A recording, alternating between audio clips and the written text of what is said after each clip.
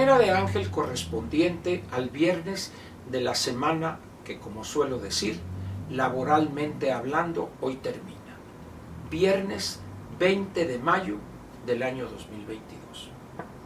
Voy a aprovechar viernes, fin de semana laboral, para comentar un tema con usted que tiene que ver con la historia política reciente de México.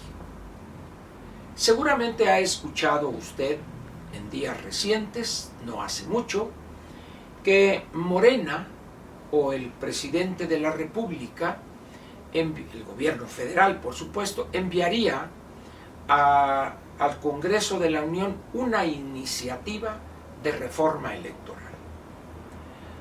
Como respuesta a esto, el Partido Acción Nacional ha decidido también elaborar una iniciativa y también el Partido Revolucionario Institucional, hasta donde estoy enterado, lo he leído, presentará la suya también. Es decir, tendremos a la fecha, hasta este momento, 3 iniciativas de reformas electorales. No sé si finalmente Movimiento Ciudadano y el PRD envíen también la suya y tendríamos 2 más. De tal manera que estaríamos hablando prácticamente de 5 iniciativas relacionadas con el tema electoral. En algunos casos, la de Morena es radical en algunos de sus planteamientos, en otros es entre azul y buenas noches. La del PAN plantea en la iniciativa la segunda vuelta electoral, y la del PRI al menos han dicho que hablan de reducir el número de legisladores, y etcétera, etcétera. Sin embargo, hay un elemento que vale la pena señalar y que, repito, como dije al principio, tiene que ver con la historia política reciente de nuestro país. La primera reforma electoral ya en forma, si no estuviera yo equivocado, fue presentada por el presidente general de división Manuel Ávila Camacho allá por el año 41. Al margen de los méritos y o limitaciones que pudo haber tenido esa iniciativa, era la primera en su tipo, es decir, se planteaba de alguna manera el país o el gobierno federal planteaba esa iniciativa de ley para que México tuviera una ley en materia electoral. De ahí pasamos al año 63, cuando el presidente López Mateos envía una reforma electoral con algunos avances. Recordará usted los legisladores o los diputados de partido, así se llamaron. Posteriormente vino la de 1977, cuando don Jesús Reyes Heroles fue secretario de Gobernación, y luego siguió otra y otra hasta antes de llegar a las que mencioné al principio. Al margen de cuál era el contenido de esas iniciativas de reforma electoral o reformas electorales, hay un elemento, excepción hecha, de la que envió Morena esta vez, o de la que planteó Morena esta vez. Ese denominador común, quizá con excepción de la de 1941, que fue la primera, todas ellas tenían, en mayor o menor medida, una negociación con los partidos de oposición. Quizá lo que sorprendió primero fue aquella de López Mateos cuando se introdujeron los diputados de partido. En el caso siguiente, sexenio de López Portillo, tuvo también elementos relevantes. Uno de ellos fue la legitimación o reconocimiento legal de partidos que hasta antes de ser aprobada esa reforma estaban en la clandestinidad. Y posteriormente en las otras también se cumplía este elemento que quiero darle a conocer a usted. Hubo un profundo y a veces complicado proceso de negociación política entre el partido que estaba en el gobierno y los partidos de oposición.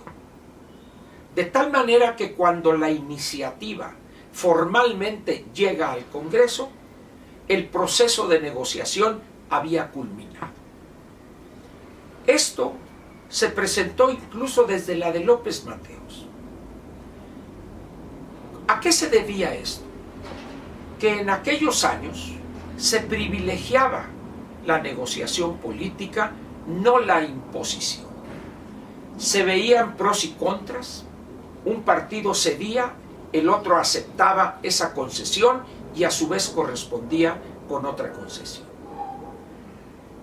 Aun cuando estuviere de más recordarlo, porque seguramente usted lo sabe, en 1941, cuando era presidente Ávila Camacho, el partido en el gobierno era el PRM, el Partido de la Revolución Mexicana.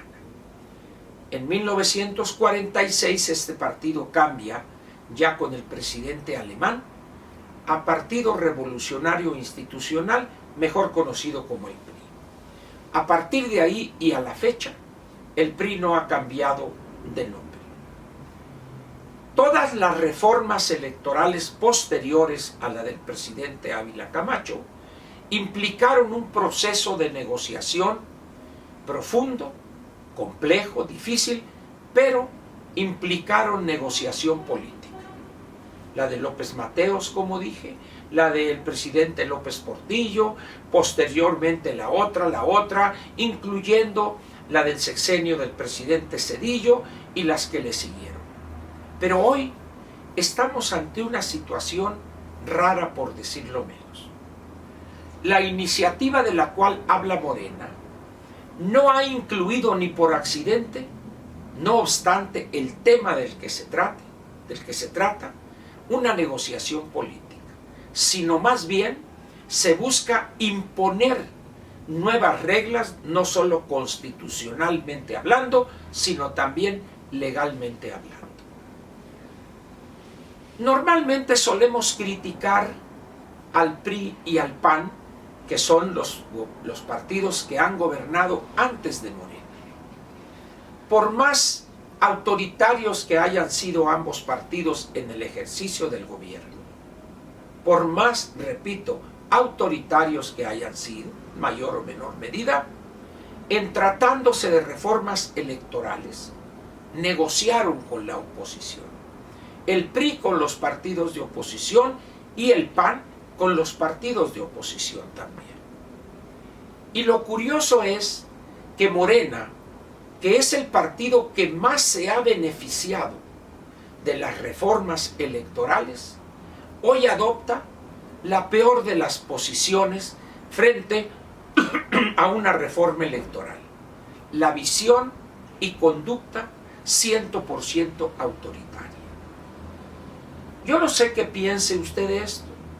No se trata aquí de defender a uno o a otro partido y criticar al otro, en este caso Morena. No, simplemente se trata de plantear lo que ha sido la historia a partir de 1941 de este país en materia de reformas electorales.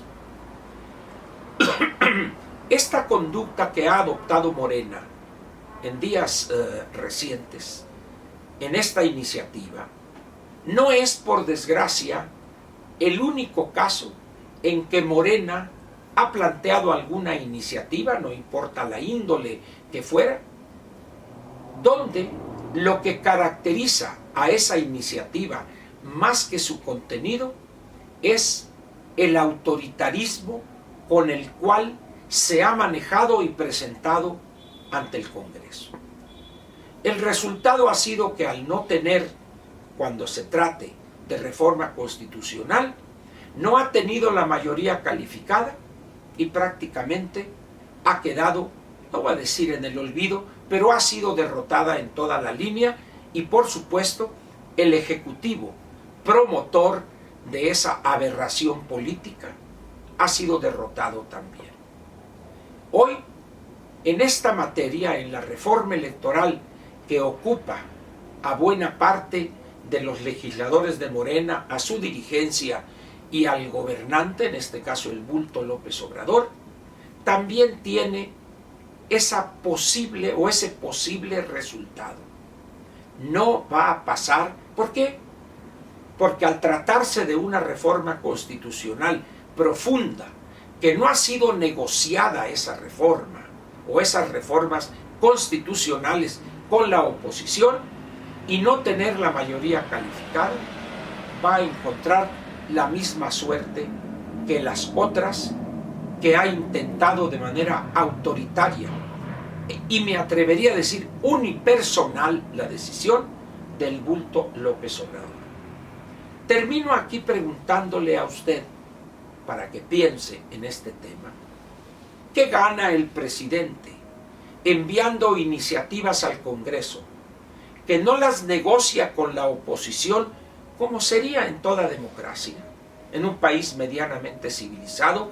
Pero lo peor, ¿por qué las envía cuando sabe que no tiene los números necesarios para aprobar esa iniciativa?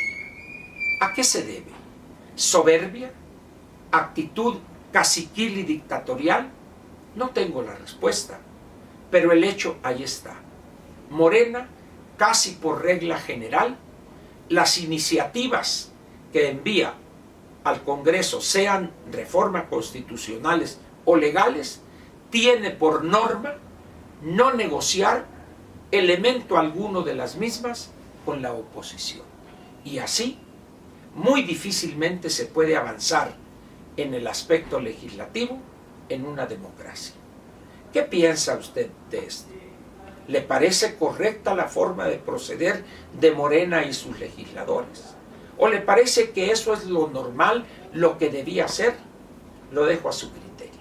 Muchas gracias por su atención y lo espero mañana en La Sabatina, la mañanera de Ángel de los sábados. Muchas gracias.